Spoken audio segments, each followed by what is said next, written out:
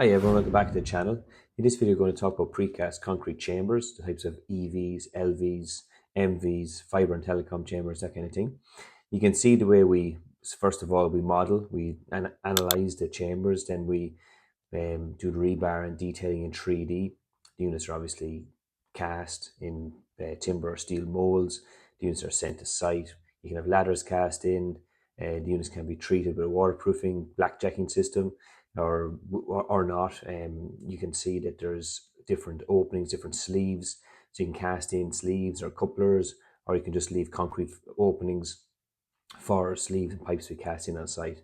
So large MV chambers like these ones are common practice on site as well. And I'll hand you over to Matt now for the lecture.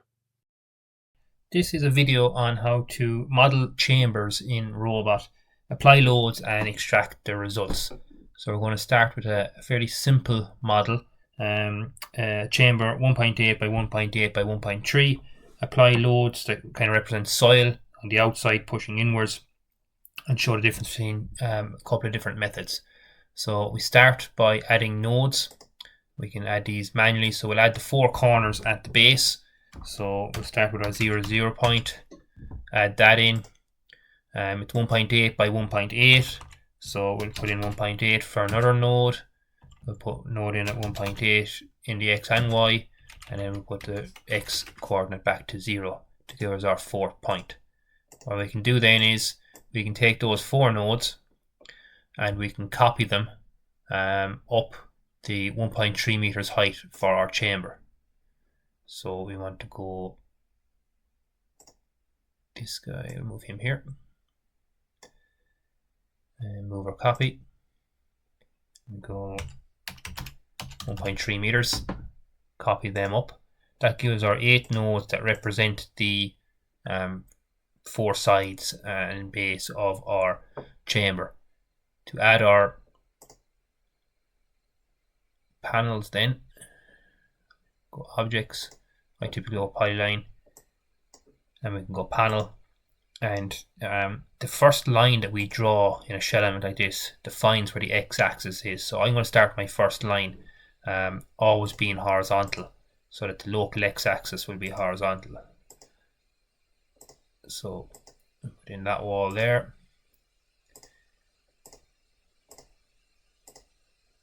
This wall. Do the base.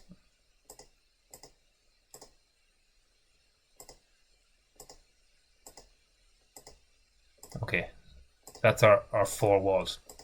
For the interpretation of results and loading, we want to make sure that the local axes are pointing in the correct direction.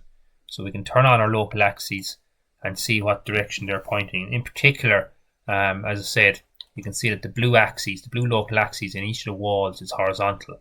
So that means that the reporting of results is going to be the same for all walls. Now we also need to look at the Z local axis, which defines the plus and minus directions for the results. So we can see here that we've got 2 side walls with the local Z axis pointing in, 2 side walls with the local Z axis pointing out. So I'm just going to change them that they're both pointing in, which means that when we apply the forces, a positive force on the face is pushing in. It follows the positive Z axis. So we can click on our 2 panels. We can change local axes, change the direction. Panels 1 and 5 in this case. And they now point inwards. So they all point inwards. So that's essentially our model all set up and ready for I suppose the parameters. So we want to assign a thickness to each of these. So we'll just start from scratch. We'll say they're 150 thick walls. Bring this box over here. So, and we want the homogeneous constant thickness, 150 thick wall. That's fine. We'll add that. For the base is going to bear on soil, so we want to add elastic parameters. So we'll just call this 150 bearing, and that'll represent our support conditions. So down here, parameters for foundation elasticity, and then from geotechnical parameters, we can come up with a spring stiffness for that. And we can also put a spring stiffness into the X and Y one for model stability. It's not going to make much of a difference in this particular analysis because we're going to have the same force on all faces at the same time. So we can just put in a similar one for model stability. Add that. And we've got our two parameters here. So we want to apply the 150 bearing to the base, and I want to apply the 150 thick to the walls. Okay, so we select these down here in the object properties, 150 bearing, and then all these four walls are 150 thick.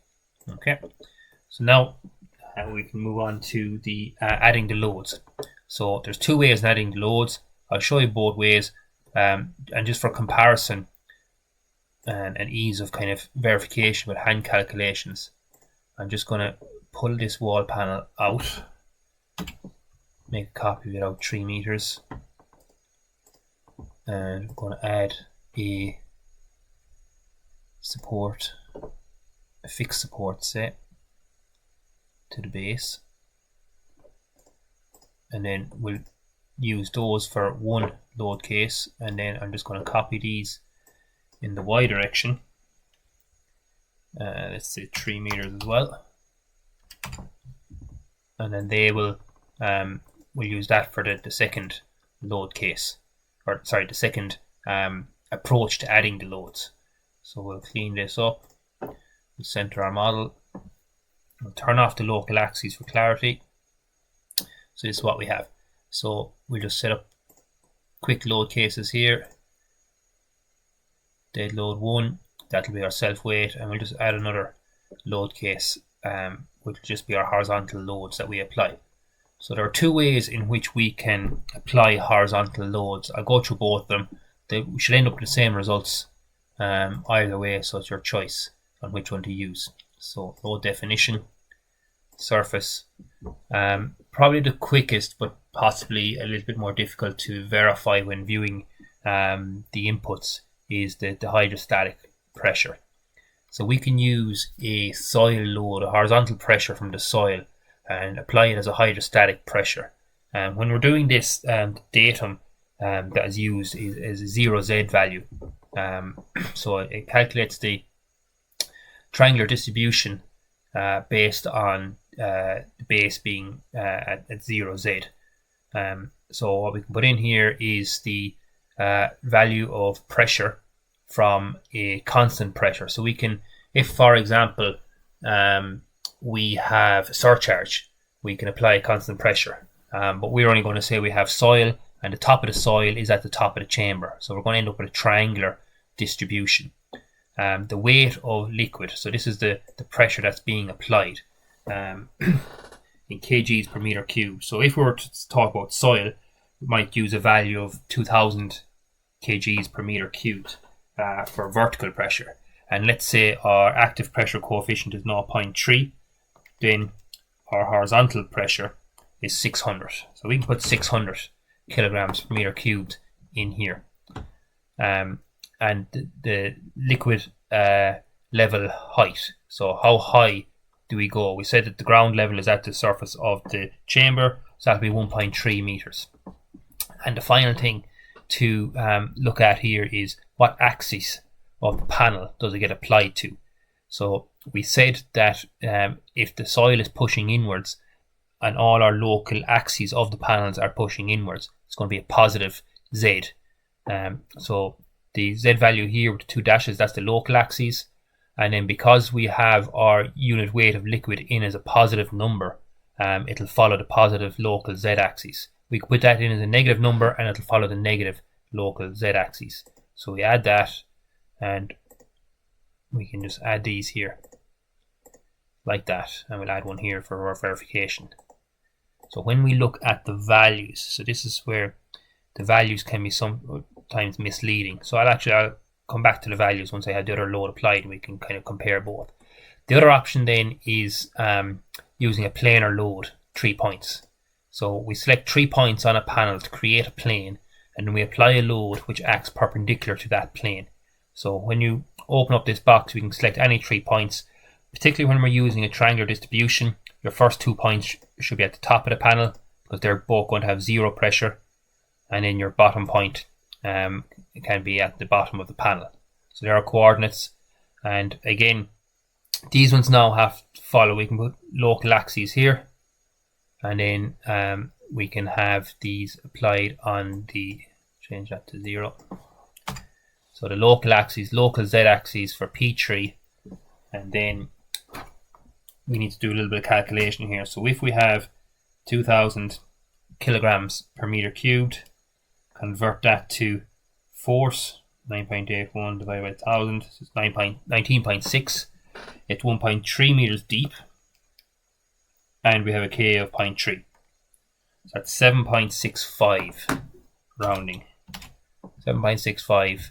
Again in the positive z-axis, and we've selected local here. So we can add that, and then we can click on all the panels that we want to add that to. So I'll just make them a bit smaller and turn on the values. So we can see here that when we look at reviewing what loads we've applied, there's a difference in the results. So when we use the 3-point planar load, like the second option, we get the value that we manually calculate. When we use the hydrostatic pressure, we just get the per meter squared value, irrespective of depth. So you have to kind of manually calculate it to make sure that's correct. So because the depth is 1.3, we go 5.88 times 1.3 gives us 7.644. So it's probably a rounding there. So essentially they'll give you the same answer. So then we run our model. Separate structure, yes, that's fine. Okay, close, and then I'll turn off the loadings, and I'll look at the results now. So that has meshed the model quite coarse. It's fine for the results we want. You can use a finer mesh to get more exact results, but what I want to look at is the reactions on these two singular walls, because it's easier to verify those by hand. So we look at the reactions. The reactions on those singular walls going to be in the global X direction, so we'll turn on the global X, diagrams, descriptions, and the average value. So the average value will give us the per meter width value. So we get the same answer, 4.97. So a quick hand calc then to cross check these results. If we've got 2,000 kilograms per meter cubed, and 9.81 divided by 1,000 gives us our force, which is 19.62. That's our vertical pressure per meter. It's multiplied by 0.3 to give us the horizontal, which is 5.88 times 1.3